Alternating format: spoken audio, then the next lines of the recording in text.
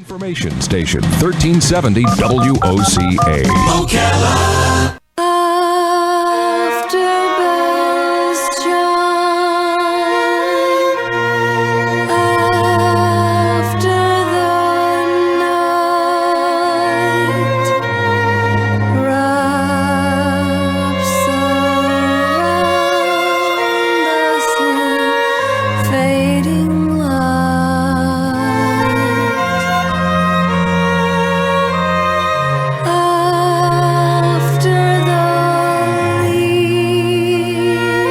My goodness, this is so wonderful. I found a new band I love, Robin, right here. This is the new band I love. Do you know, when I was a kid, there was the Alan Parsons Project. Do you happen to remember the Alan Parsons Project? Yes, I do. Alan Parsons Project. Not that the music reminds me of that, but something about the way this music comes together from Dr. Neal Barnard reminds me of the Alan Parsons Project. I'll explain when we have him on the phone. Here is Dr. Neal Barnard. He's a board-certified psychiatrist, obviously a talented musician and a composer. I just went to his SoundCloud page, and it looks like he's holding a guitar, although I heard a lot of violins in this. I got two other pieces of music, by the way, and we'll talk to him. Let's see, he's the founder of the group called CarbonWorks. That's what the name of the band is, by the way, CarbonWorks. Mm-hmm. It includes 16 musicians from around the world playing a variety of music. Dr. Barnard is an adjunct associate professor of medicine at the George Washington University School of Medicine and Health Sciences in Washington, D.C. So you're trying to ask yourself, why is a psychiatrist putting out some music? Well, he's got a really wonderful topic. Music is good for your brain. Yes. Oh, my gosh. Dr. Neal Barnard, you are speaking to a new fan. Good morning, sir. How are you? Good morning. It's great to be with you today. Where are you? Where are you calling from? Washington, D.C. Do you know, last October, my son called me up, and he was going to go to New York City to see a band he likes called Sigur Rós from Iceland. And he was going to go to Radio City Music Hall with his wife, but his wife couldn't go. So he said, Dad, would you like to go with me? My son is 31 years old, just so you know. So I said, oh my gosh, yes, I want to go. Because I grew up in New York. I wanted to see the city again, and I hadn't been to Radio City in forever. And the music was just, and you know, I got stuck in my own era. I love music, just so you know, and I got stuck in my own era. Elton John, Electric Light Orchestra, Beatles, things like that. And when I heard this new young trio, I said, oh my gosh, music is so much better than what I hear coming out of the windows of the cars in the parking lot at the mall. And there are people making really good music, and I don't know what you're going to tell us about how you did this, but you did something right. I'm going to share this with my son, by the way. I can't wait to show it to him. So there's my 2 cents. Oh, that's so kind. I hope he enjoys it. And it's so different. I have 3 pieces of music, and 2 of them are sort of the same, but there's one that's completely different. So who is CarbonWorks? Who is that? Well, CarbonWorks, this is actually my 3rd CD, and it's 16 musicians from all over the place. And the way I write music is I don't start with any preconceived notions. I don't even sit at the piano or have my guitar in my hands. I just close my eyes. I imagine there's a stage, and the curtain is closed, and the curtain opens up, and some sort of imaginary musicians start to play. And so I just try to key in on what it is they're playing, and I insist that they be playing the greatest thing ever.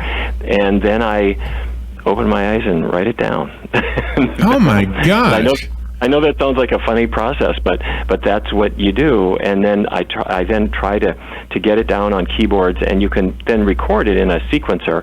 And then I bring in the actual musicians, and I say, this is what we're going to do. But it ends up all over the map, and I have a wonderful singer from Virginia who sings in English. But one day I was in Sacramento listening to a European station, and I heard the most beautiful Italian singer. And her name is Naïf Errin. It's a French name, but she's from right near the French border in the Italian Alps. And I insisted she come to the U.S. and sing with us. And you'll hear her on this record too. And there's a whole bunch of musicians. They're just great. But what you said is true. It's kind of all over the map. And what unites it is that these are the things that we just really wanted to hear.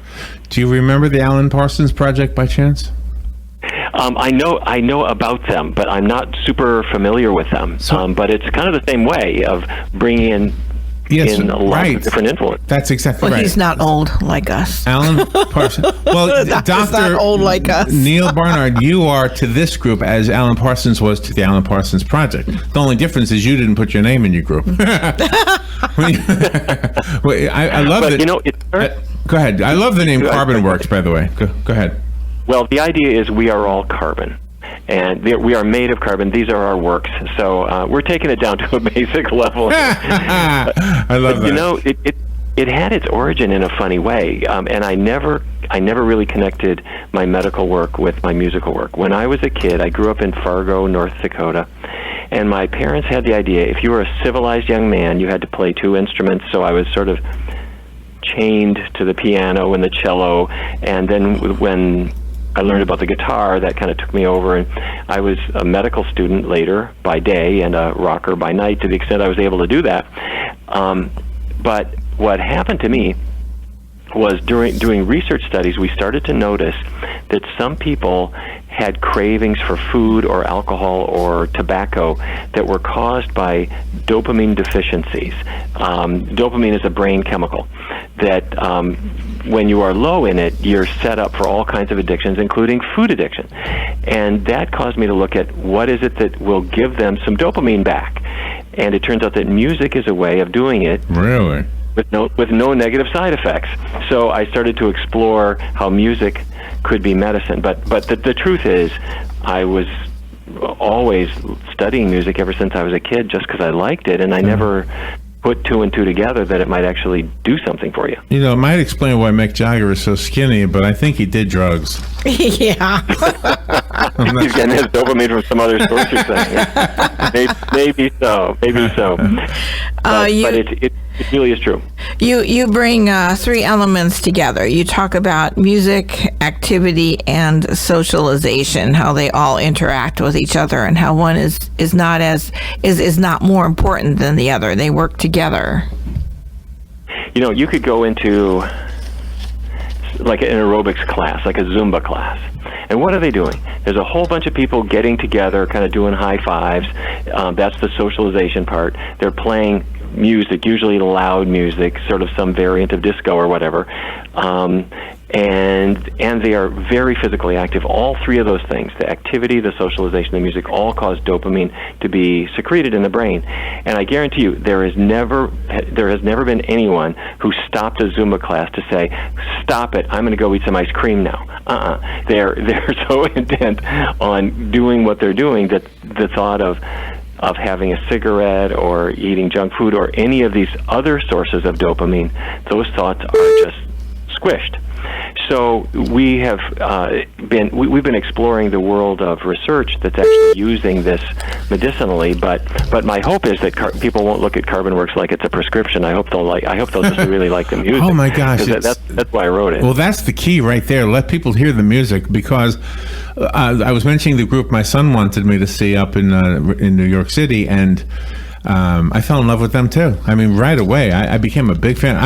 I'm not lying. I am a fan of your music. And Robin and I speak to a lot of guests, and most of them are authors and doctors, by the way. But maybe 1 to 2 a month, I guess, that are musicians. And they're good. They're really good. But that doesn't mean I'm going to be a fan. I used to break when I was a kid, and I would buy music. I don't buy much music anymore.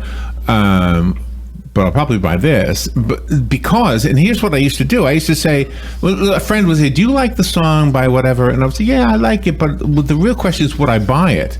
Mm-hmm. And no, I wouldn't buy it. A lot of stuff I can recognize as being very good, very talented, but I wouldn't buy it. But I would buy yours. Okay, can I share one of the other pieces? Well, thank you. Let's see. This one is called, hold on, where's my notes? Louder Than Words. You want to talk about it before I play it? Well, Louder Than Words was actually written. I didn't intend for this song to be commercially successful. I wrote it because there was an experience where there was a little scared dog running down the street in Mexico, and a friend of mine managed to capture this poor stray dog and find a good home. And looking at this little tiny scared mutt puppy, terrified and trembling. My heart just broke for this poor little girl, and I wrote a song. But anyway, the song has actually been on the top 40 adult contemporary chart for the past 2 months, so apparently people like it. And anyway, it's called Louder Than Words, and I hope you like it. Yeah, wait till you hear it. Here, let me play a little bit of it. I'll keep the mics on so we can ruin it with our comments. But wait, just don't say anything for a little. Just listen to this.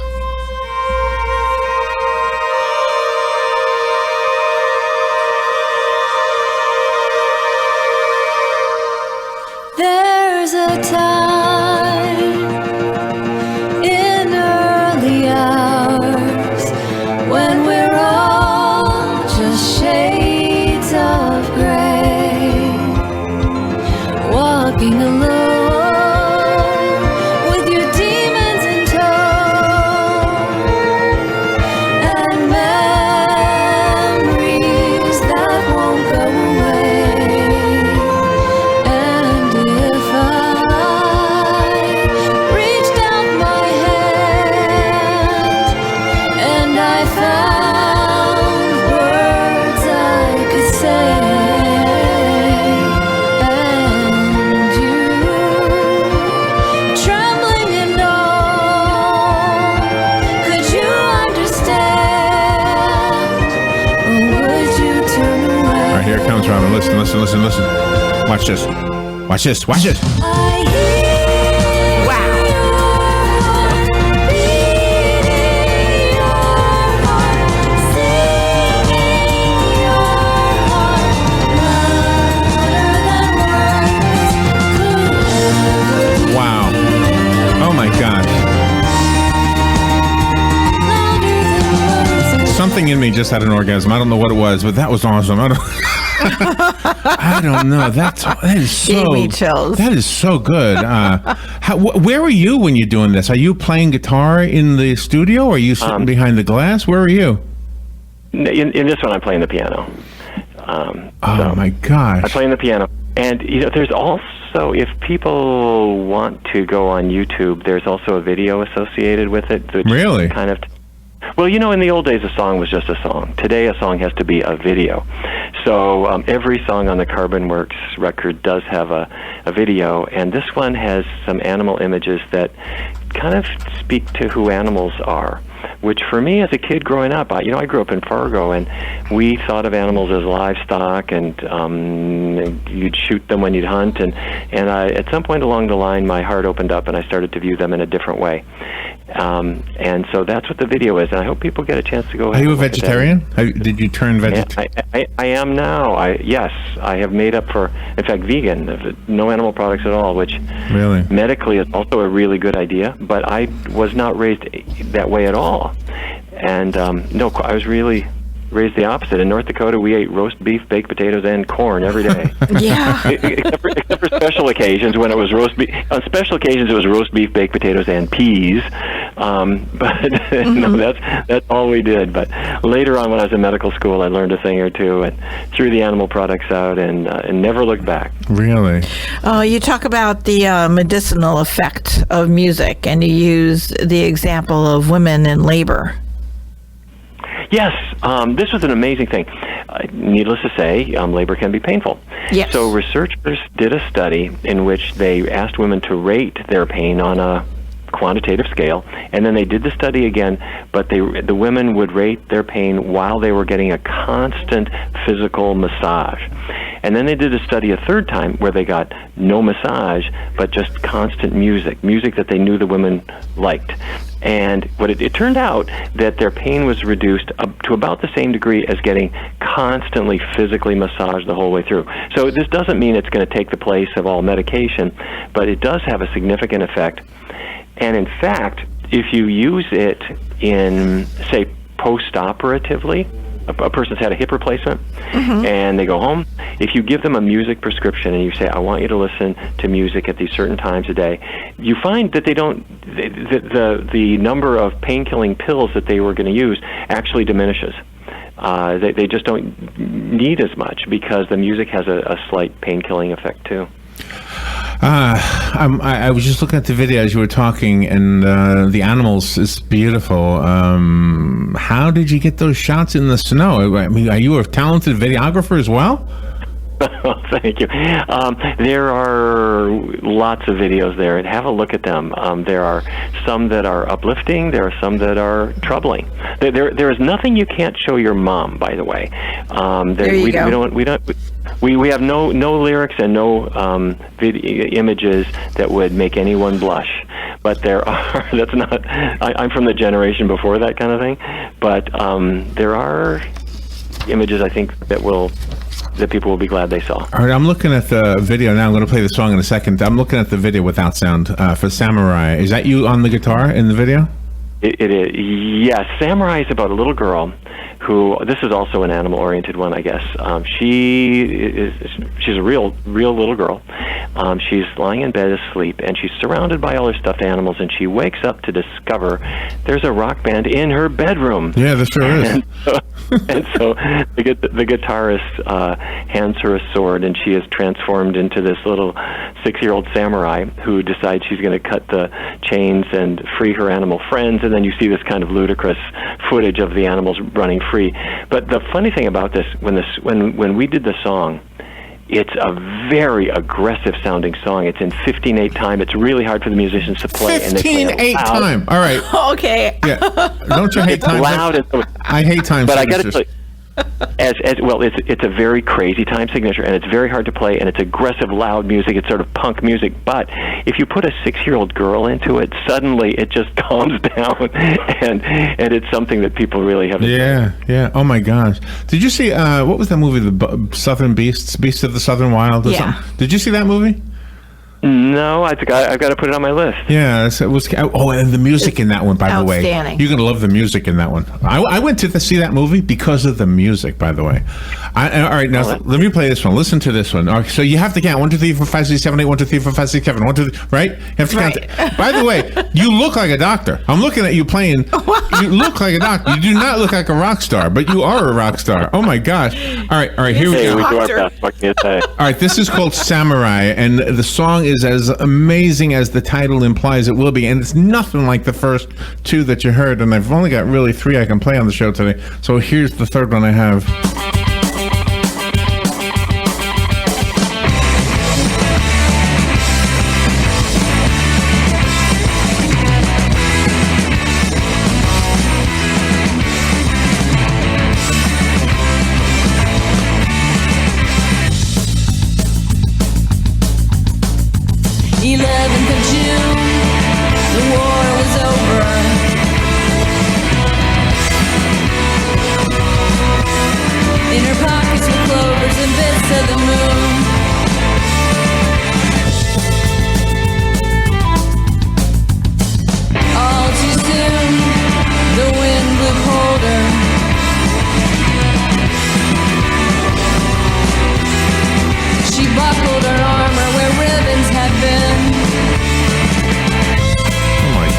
So good.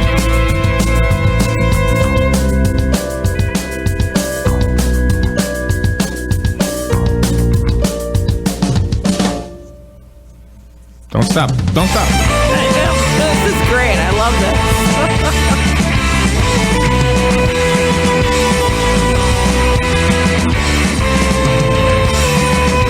Wow. That is so... There you go. There he goes. That is Neal Barnard right there on that guitar. Ah, my Awesome. gosh, Dr. Neal, you are so amazing. Do your patients know how good you are? I mean, do they know, or do you keep your 2 lives separate from one another? I always kept it separate. There was one time when I got into a little trouble. I was a resident, and I was working at the time on a psychiatric ward here in Washington, D.C., and there was one particular patient who was hospitalized. She was not psychotic, but she had a terrible, terrible eating disorder, and it was good to just take her out of her home and stick her in the hospital where she couldn't hurt herself. But they would let her out on the weekend. So she went home on the weekend, and she decided to go down to the 930 Club, which is like our big rock club. And she walked into the dressing room, and there was her doctor, me, tuning up his guitar. Oh. I was getting ready to go on stage, and I said hello to her, and I was a little surprised to see her there. But anyway, I said hello, and then I did my performance and went home. Monday morning, I went back in the hospital, and one of the attending physicians grabbed me by the arm and said, "Dr. Barnard, we've got a big problem. This particular patient, she's hallucinating. She thought that she thought she saw you in a punk band at the 9:30 Club, and I think we need to start her on medication." Oh, no. That's crazy. So I had to spill the beans and say, she is not hallucinating. This is the way it is. Oh my So God. I try to keep these things separate, but I've been a musician longer than I've been a doctor. But for many people, maybe their left brain kind of predominates. They're an accountant by day and they play the accordion once in a while on the weekend. For me, I've tried to drive music to a really good level. So this is not schlock. I want this to be really good stuff that people like. No, you've done good. Well, when you are writing your song, sir, do you set out to exude a particular emotion? Not really. It's kind of what those imaginary musicians give me, and then we ride with that. You better not tell any psychiatrist that story.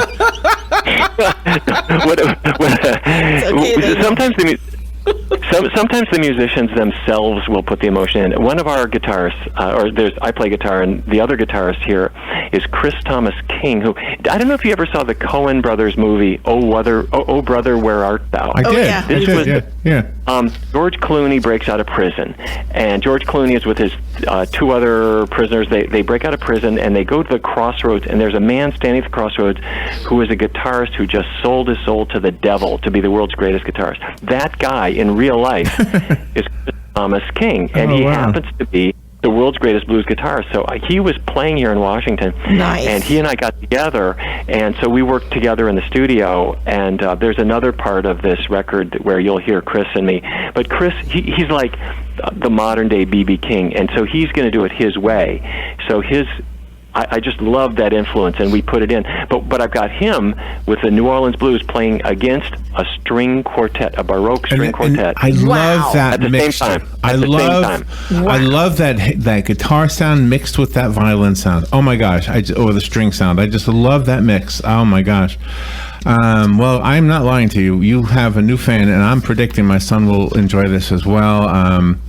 Dr. Neal Barnard, let's see. I would direct people. What's a website? What's a good website to go to? Well, I hope, to tell you the truth, I hope they'll go to YouTube and just look at CarbonWorks on YouTube, or go to Amazon and please buy 35 copies of the record for all your close friends. And for people who are too cool for CDs, it's in vinyl also. Nice. But the band's website is called CarbonWorksMusic.com, and you'll see pictures of everybody there. And again, that's CarbonWorksMusic.com. I don't do vinyl, nor do I do CDs anymore. I am hipper than that. I have MP3s now. You are hip. Well, you can download it at Amazon and CD Baby and iTunes. They've all got it, and we're on Pandora. Put it on Pandora. Oh, nice. We're going to put that in Pandora. I will do that, but Spotify. Pandora is good, but I want to make sure you get a little bit of money, otherwise you won't keep doing it. So Yeah. although you're a doctor, you're okay. I guess you're doing okay. Dr. Neal Barnard, thank you. What some great music you've given us today, and you definitely have achieved something that it's hard to do with me, is actually get a fan. Thank you for being on the air with us. Good luck. Everybody else, CarbonWorks. Just remember that. CarbonWorks, one word, right? Yes. That's it. Doctor, thank you. We'll be Sure. Thank you so much. We'll be right back.